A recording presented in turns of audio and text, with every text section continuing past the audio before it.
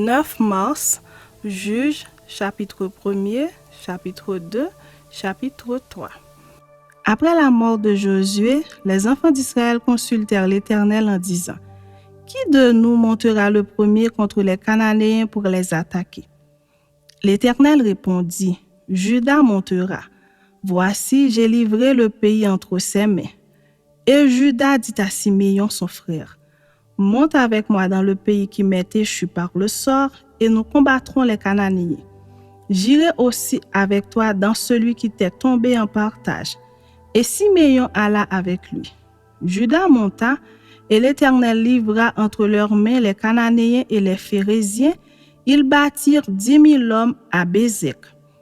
Ils trouvèrent Adoni-Bézek à Bézek.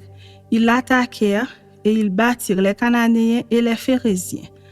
Adoni-Bézek prit la fuite, mais ils le poursuivirent et le saisirent, et ils lui coupèrent les pouces des mains et des pieds. Adoni-Bézek dit: 70 rois, ayant les pouces des mains et des pieds coupés, ramassaient sous ma table. Dieu me rend ce que j'ai fait. On l'emmena à Jérusalem, et il y mourut. Les fils de Juda attaquèrent Jérusalem et la prirent. Ils la frappèrent du tranchant de l'épée et mirent le feu à la ville. Les fils de Juda descendirent ensuite pour combattre les Cananéens qui habitaient la montagne, la contrée du Midi et la plaine. Juda marcha contre les Cananéens qui habitaient à Hébron, appelé autrefois Kirjat Arba. Et il bâtit Sheshaï, Haïman et Talmaï. De là, il marcha contre les habitants de Débir. Débir s'appelait autrefois Kirjat Sefer. Caleb dit: Je donnerai ma fille Aksa pour femme à celui qui battra Kirjat Sefer et qui la prendra. Othniel, fils de Kenaz, frère cadet de Caleb, s'en empara. Et Caleb lui donna pour femme sa fille Aksa. Lorsqu'elle fut entrée chez Othniel, elle le sollicita de demander à son père un champ. Elle descendit de dessus son âne et Caleb lui dit: Qu'as-tu? Elle lui répondit: Fais-moi un présent, car tu m'as donné une terre du Midi. Donne-moi aussi des sources d'eau. Et Caleb lui donna les sources supérieures et les sources inférieures. Les fils du Kénien, beau-père de Moïse, montèrent de la ville des palmiers avec les fils de Juda dans le désert de Juda au midi d'Arad. Et ils allèrent s'établir parmi le peuple. Juda se mit en marche avec Siméon son frère, et ils battirent les Cananéens qui habitaient à Séphat. Ils dévouèrent la ville par interdit, et on l'appela Horma. Juda s'empara encore de Gaza et de son territoire, d'Ascalon et de son territoire, et d'Écron et de son territoire. L'Éternel fut avec Juda, et Juda se rendit maître de la montagne.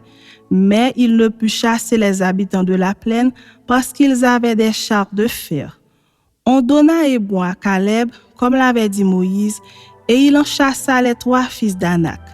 Les fils de Benjamin ne chassèrent point les Jébusiens qui habitaient à Jérusalem, et les Jébusiens ont habité jusqu'à ce jour dans Jérusalem avec les fils de Benjamin. La maison de Joseph monta aussi contre Béthel, et l'Éternel fut avec eux. La maison de Joseph fit explorer Béthel, qui s'appelait autrefois Luz. Les gardes virent un homme qui sortait de la ville, et ils lui dirent: Montre-nous par où nous pourrons entrer dans la ville, et nous te ferons grâce. Il leur montra par où ils pourraient entrer dans la ville, et ils frappèrent la ville du tranchant de l'épée. Mais ils laissèrent aller cet homme et toute sa famille. Cet homme se rendit dans le pays des Essiens. Il bâtit une ville et lui donna le nom de Luz, nom qu'elle a porté jusqu'à ce jour. Manassé ne chassa point les habitants de Beth-Shean et des villes de son ressort, de Taanak et des villes de son ressort, de Dor et des villes de son ressort, de Gibléam et des villes de son ressort, de Megiddo et des villes de son ressort. Et les Cananéens voulurent rester dans ce pays. Lorsqu'Israël fut assez fort, il assujettit les Cananéens à un tribut, mais il ne les chassa point. Éphraïm ne chassa point les Cananéens qui habitaient à Gézer, Et les Cananéens habitèrent au milieu d'Éphraïm à Gézer. Zabulon ne chassa point les habitants de Kitron, ni les habitants de Naalol, et les Cananéens habitèrent au milieu de Zabulon, mais ils furent assujettis à un tribut. Azer ne chassa point les habitants d'Akko, ni les habitants de Sidon, ni ceux d'Aklal, d'Akzib, de Elba, d'Afik et de Rehob.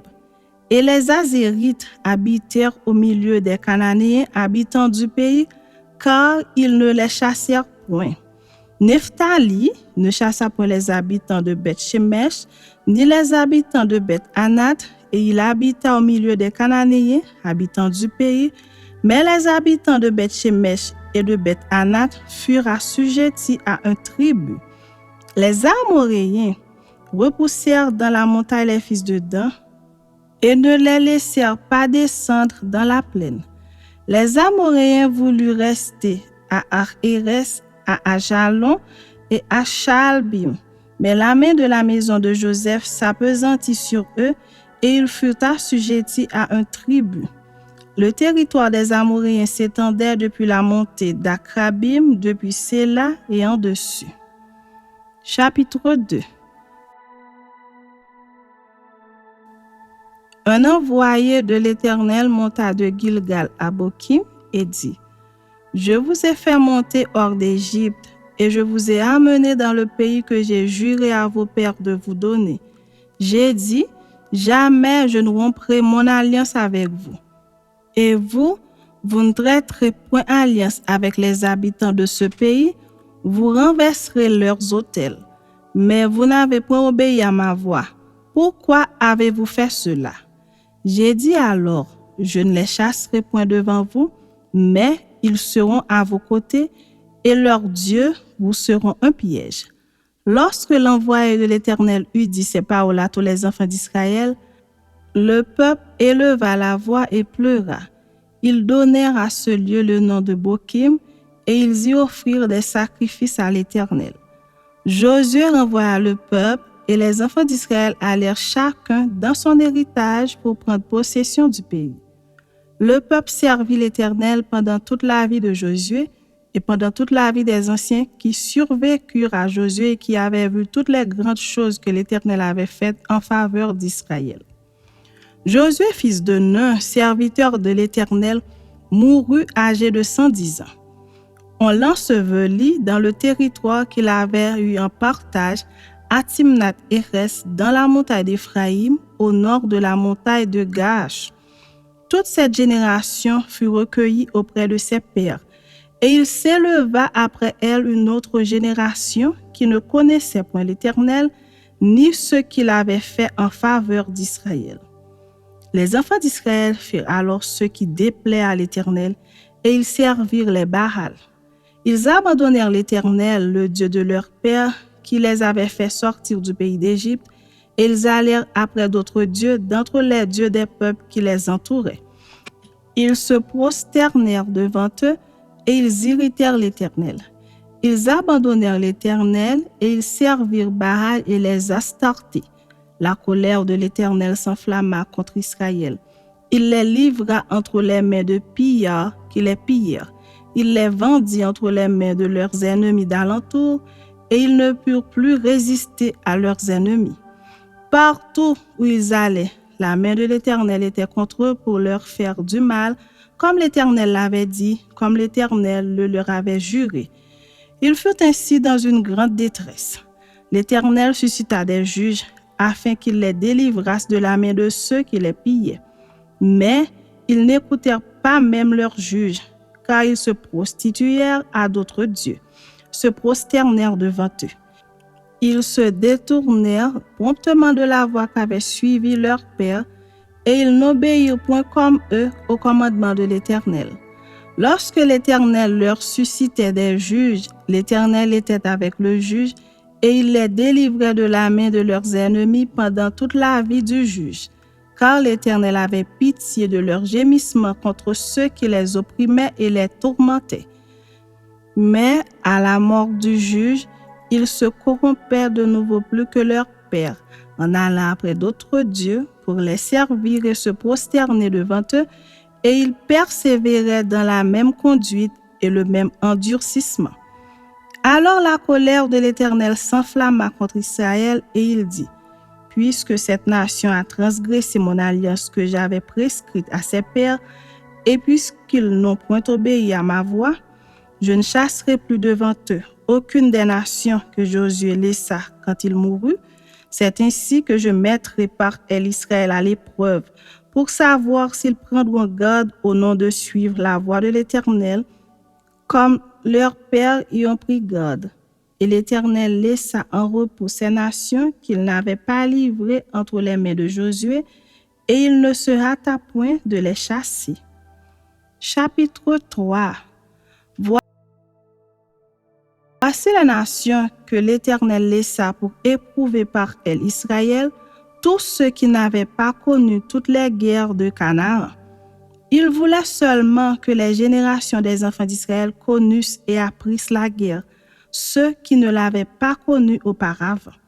Ces nations étaient les 5 princes des Philistins, tous les Cananéens, les Sidoniens et les Éviens qui habitaient la montagne du Liban depuis la montagne de Baal-Hermon jusqu'à l'entrée de Hamath. Ces nations servirent à mettre Israël à l'épreuve afin que l'Éternel sût s'il obéirait au commandement qu'il avait prescrit à leur père par Moïse. Et les enfants d'Israël habitèrent au milieu des Cananéens, des Essiens, des Amoréens, des Phérésiens, des Éviens et des Jébusiens. Ils prirent leurs filles pour femmes, ils donnèrent à leurs fils leurs propres filles, et ils servirent leurs dieux. Les enfants d'Israël firent ce qui déplaît à l'Éternel, ils oublièrent l'Éternel et ils servirent les Baals et les idoles. La colère de l'Éternel s'enflamma contre Israël, et il les vendit entre les mains de Cushan-Rishéataïm, roi de Mésopotamie. Et les enfants d'Israël furent asservis 8 ans à Cushan-Rishéataïm. Les enfants d'Israël crièrent à l'Éternel, et l'Éternel leur suscita un libérateur qui les délivra, Othniel, fils de Kénaz, frère cadet de Caleb. L'esprit de l'Éternel fut sur lui, il devint juge en Israël et il partit pour la guerre. L'Éternel livra entre ses mains Cushan-Rishéataïm, roi de Mésopotamie, et sa main fut puissante contre Cushan-Rishéataïm. Le pays fut en repos pendant 40 ans, et Othniel, fils de Kénaz, mourut. Les enfants d'Israël firent encore ce qui déplaît à l'Éternel, et l'Éternel fortifia Églon, roi de Moab, contre Israël parce qu'ils avaient fait ce qui déplaît à l'Éternel. Églon réunit à lui les fils d'Ammon et les Amalékites, et il se mit en marche. Il battit Israël, et ils s'emparèrent de la ville des palmiers.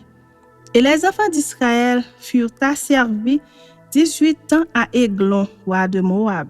Les enfants d'Israël crièrent à l'Éternel, et l'Éternel leur suscita un libérateur, Éhud, fils de Guéra, benjamite, qui ne se servait pas de la main droite. Les enfants d'Israël envoyèrent par lui un présent à Églon, roi de Moab. Éhud se fit une épée à 2 tranchants, longue d'une coudée, et il la ceignit sous ses vêtements au côté droit. Il offrit le présent à Églon, roi de Moab. Or, Églon était un homme très gras. Lorsqu'il eut achevé d'offrir le présent, il renvoya les gens qu'il avait apportés. Il revint lui-même depuis les carrières près de Gilgal et il dit, « Ô roi, j'ai quelque chose de secret à te dire. » Le roi dit, « Silence. » Et tous ceux qui étaient auprès de lui sortirent. Éhud l'aborda comme il était assis seul dans sa chambre d'été et il dit, « J'ai une parole de Dieu pour toi. » Églon se leva de son siège. Alors Éhud avança la main gauche, tira l'épée de son côté droit et la lui enfonça dans le ventre. La poignée même entra après la lame et la graisse se referma autour de la lame, car il ne retira pas du ventre l'épée qui sortit par derrière. Éhud sortit par le portique, ferma sur lui les portes de la chambre haute et tira le verrou. Quand il fut sorti, les serviteurs du roi vinrent et regardèrent. Et voici, les portes de la chambre haute étaient fermées au verrou. Ils dirent, sans doute, il se couvre les pieds dans la chambre d'été. Ils attendirent longtemps, et comme ils n'ouvraient pas les portes de la chambre haute, ils prirent la clé et ouvrirent. Et voici, leur maître était mort étendu par terre. Pendant leur délai, Ehud prit la fuite, dépassa les carrières et se sauva à Séhira. Dès qu'il fut arrivé, il sonna de la trompette dans la montagne d'Éphraïm. Les enfants d'Israël descendirent avec lui de la montagne et il se mit à leur tête. Il leur dit, « Suivez-moi, car l'Éternel a livré entre vos mains les Moabites, vos ennemis. » Ils descendirent après lui, s'emparèrent des gués du Jourdain vis-à-vis de Moab et ne laissèrent passer personne. Ils bâtirent dans ce temps-là environ 10 000 hommes de Moab, tous robustes, tous vaillants, et pas un n'échappa.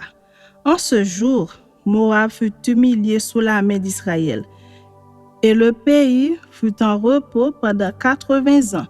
Après lui, il eut Shamgar, fils d'Anath. Il bâtit 600 hommes des Philistins avec un aiguillon à bœuf, et lui aussi fut un libérateur d'Israël.